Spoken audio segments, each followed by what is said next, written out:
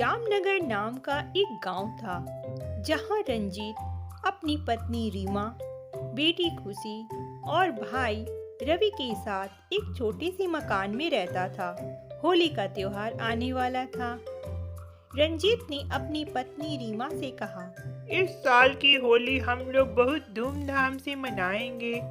जितने भी रिश्तेदार और दोस्तों को बुलाना है बुला लो। लेकिन भैया, इस साल ऐसा क्या है जो इतनी शानदार होली पार्टी करना चाहते हैं? हर साल हम किसी न किसी की पार्टी में जाते हैं। इस साल उन सबको हमारी पार्टी में बुलाएंगे। और आपके मेहमानों के स्वागत की तैयारियां कौन करेगा? तुम फिक्र मत करो रीमा, तुम्हें कुछ भी अकेले नहीं करना पड़ेगा।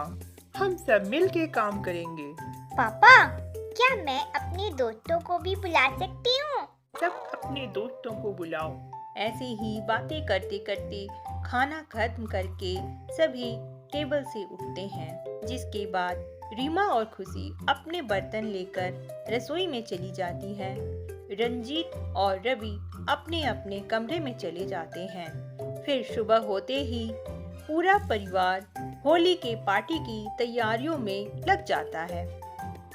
शाम को सभी ड्राइंग रूम में बैठे होते हैं। रीमा रंजीत से पूछती है, सारे मेहमानों को इनविटेशन भेज दिया? नहीं, लेकिन सारे इनविटेशन तैयार हैं। सभी को कल सुबह मिल जाएंगे। पापा, मेरी रंग और पिचकारी? सब आ गया बेटा। और मेरी मनपसंद मिठाइयाँ? वो भी तैयार है। जितनी चाहे उतनी खाना, बहुत सारी बनाई हूँ। सभी अपनी तैयारियों में लग जाते हैं। फिर अगली सुबह जब रीमा रसोई में जाती है तो उसकी बनाई सारी मिठाइयों को गायब देख हैरान हो जाती है। ये सब जरूर रवि का कारनामा है। फिर रीमा रवि को बुलाती है। अपनी भाभी की चिल्लाने की आवाज सुनकर रवि वहाँ रसोई में जाता है। क्या हुआ भाभी? आप इतना क्यों चिल्ला रही हो? कल तक यहाँ टोकरी भर की मिठाइयाँ थी। आज सुबह मिठाइयों का नामो निशान नहीं है। मिठाइयाँ खानी ही थी तो एक या दो खाते, सारी खाने की क्या जरूरत थी? अरे भाभी, मैंने कुछ नहीं खाया। आपको कोई गलत फहमी हुई है। क्या पता ये कोई दूसरी टोकरी हो? नहीं रवि, ये वही टोकरी है। रीमा और रवि ये सब बात कर ही रहे थे, तभी उन्हें रंजीत के चिल्लाने की आवाज आती है, जिसे सुनकर वे घर के पीछे वाली गार्डन में जाते हैं, जहां उन्होंने होली पार्टी की तैयारियां की हुई होती है। लेकिन जैसे ही वे वहां पहुंचते हैं, वे हैरान हो जाते हैं। सब कुछ तहस नहस हो रखा था। सभी लोग मिलकर सब ठीक करने में लग जाते हैं। सभी कुछ ठीक करने के बाद वे लोग वापस घर के अंदर चली जाते हैं। उनके घर के अंदर जाते ही फिर से सारी सजावट, सारी तैयारियां दोबारा खराब हो जाती है। गार्डन में आवाज सुनकर रंजीत बाहर आता है। वह हैरान हो जाता है। फिर से सारी तैयारियां खराब हो गई। अभी 1 मिनट पहले ही तो हम लोग सब कुछ ठीक करके घर के अंदर गए थे। आखिर ये क्या हो रहा है? सभी तैयारी खराब कैसे हो रही है? तभी रंजीत को किसी के हंसने की आवाज आती है। हंसी की आवाज सुनकर रंजीत इधर उधर देखने लगता है, लेकिन उसे वहाँ कोई भी दिखाई नहीं देता। कौन है? यहाँ सामने आओ। क्या ये सब तुमने खराब किया है? रंजीत डर जाता है। आखिर कौन ये सब कर रहा है? तभी हवा में उसके सामने एक भूतनी आ जाती है, जिसे देखकर रंजीत चिल्लाने लगता है। रंजीत के चिल्लाने की आवाज सुनकर घर से बाहर सभी लोग आ जाते हैं और सभी भूतनी को देखकर बहुत डर जाते हैं। तुम कौन हो और मेरे घर में क्या कर रही हो? तुम्हारे घर में नहीं, तुम मेरे घर के ऊपर रहते हो। मतलब कि तुम्हारा घर मेरी कब्र के ऊपर बना हुआ है। सिर्फ मैं ही नहीं, मेरे जैसे और भी हैं जिनके कब्र के ऊपर तुम्हारा ये आलीशान घर बना हुआ है। 6 भूत हमारे घर में रहते हैं। क्या हमारा यहाँ रहना ठीक है? हम आज से नहीं, इस घर के बनने के बहुत पहले से यहाँ रह रहे हैं। हमें तुम लोगों के यहाँ रहने से कोई दिक्कत नहीं है। हमने कभी किसी को परेशान नहीं किया। फिर आज तुम ऐसा क्यों कर रही हो? हमारी होली पार्टी मत खराब करो। मुझे होली पसंद नहीं है।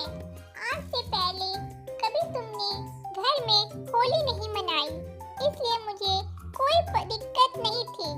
लेकिन इस बार तुम घर में होली मना रहे हो और मैं ये होने नहीं दूंगी। पर ये पार्टी हमारे लिए बहुत जरूरी है। हम सबको तुम्हारे परिवार के साथ रहना अच्छा लगता है, लेकिन अभी मुझे कुछ भी ऐसा करने पर मजबूर मत करो जो मैं करना नहीं चाहती। भूतनी की बात सुनकर सभी डर जाते हैं और चुपचाप घर के अंदर आकर बैठ जाते हैं।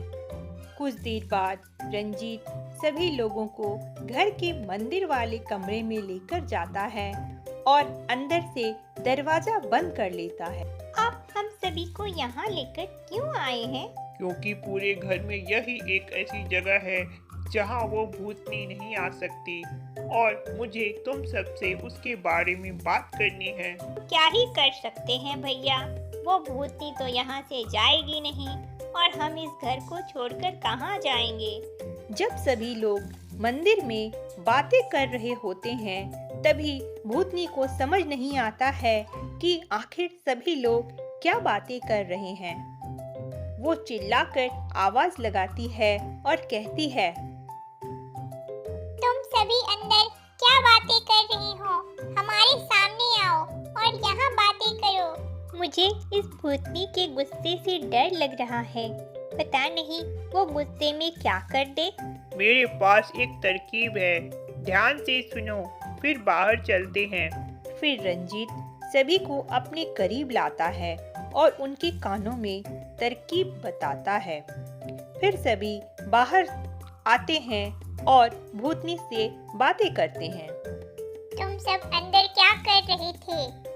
कुछ नहीं, बस हम सब थोड़ा डर गए थे, भगवान से हिम्मत मांगने गए थे। भूत आंटी, आप कितने सालों से यहाँ रह रही हो? तुम मुझसे ऐसे बात नहीं कर सकती बच्ची। क्यों?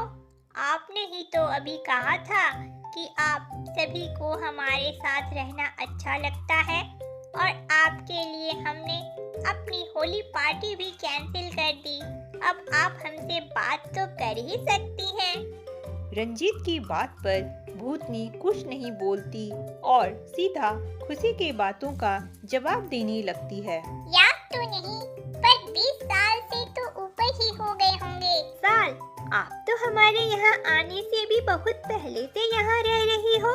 आपको होली क्यों नहीं पसंद भूत आंटी? होली पर त्योहार की खुशी मनाने से ज्यादा लोगों को मौज मस्ती के नाम पर दुर्व्यवहार करना होता है, दूसरे लोगों को परेशान करना होता है। ऐसे ही एक हादसे में मेरे मन पसंद होली के त्योहार वाले दिन ही मेरी मौत हो गई। बस उसी दिन से मुझे होली के त्योहार से नफरत हो गई है। भूत आंटी, मुझे आपकी मृत्यु के बारे में जानकर बहुत दुख हुआ, पर क्या आप मुझे बता सकती हो कि हमारे घर के किस हिस्से में आपकी कब्र है? तुम ये क्यों पूछ रही हो? वो इसलिए पूछ रही है कि अगली बार से हम उस हिस्से के ऊपर खड़े नहीं होंगे, हमेशा आपकी श्रद्धांजलि में वहाँ फूल भी चढ़ाएंगे। भूतनी रवि की बात पर भरोसा कर लेती है और उसे सब कुछ बता देती है। मेरी कब्र तो घर के पीछे वाले गार्डन में है। मेरे साथ एक और भूत की कब्र वहाँ है। 2 कब्र ड्राइंग रूम के नीचे है, बाकी एक कब्र रसोई के नीचे है। अच्छा, इसीलिए आपने हमारी होली पार्टी की सभी तैयारियां खराब कर दी थी। अब मुझे होली के नाम से भी नफरत है। अगर कोई मेरे सामने होली का त्योहार मनाता है तो मैं उसे मार देती हूँ। भूतनी की बात सुनकर घर के सभी लोग डर जाते हैं और बिना कुछ बोले अपने अपने काम में व्यस्त हो जाते हैं। रात होने के बाद पूरा परिवार एक बार फिर मंदिर वाले कमरे में इकट्ठा होता है। अब हमें पता है किसकी कब्र कहाँ है। सुबह होते ही मैं पास वाले चर्च में जाकर वहाँ के फादर से इन कब्रों को यहाँ से दूसरी जगह शिफ्ट करने की बात करता हूँ। सभी लोग रंजीत के बात से सहमत हो जाते हैं और अपने अपने कमरे में जाकर सो जाते। अगली सुबह रंजीत बिना देरी किए चर्च जाता है और वहाँ के फादर को सारी बात विस्तार से बताता है, जिसे सुनने के बाद चर्च के फादर उसके साथ घर आते हैं। वे सभी मिलकर भूतनी की बताई जगह पर खुदाई शुरू कर देते हैं। कुछ देर तक खोदने के बाद उन्हें सारी कब्र मिल जाती है। अब इन सभी कब्रों को चर्च के पीछे वाले कब्रिस्तान में ले जाकर दफन कर दो और साथ ही सबकी आत्मा की शांति के लिए प्रार्थना भी करना। उसके बाद कब्र पर फूल चढ़ाकर चर्च में कैंडल जलाकर ही घर वापस आना। फादर की बात मानकर रंजीत वैसा ही करता है और सभी कब्रों को चर्च के पीछे वाले कब्रिस्तान में दफनाकर पूरा परिवार चर्च में उनके लिए प्रार्थना करता है। जिसके बाद वे सब चर्च में कैंडल जलाकर और कब्र पर फूल चढ़ाकर अपने घर वापस आ जाते हैं। दोस्तों, होली रंगों, खुशियों और मिठाई का त्योहार है। इसे लोगों को परेशान करने या अपनी मनमानी पूरी करने का दिन न बनाएं।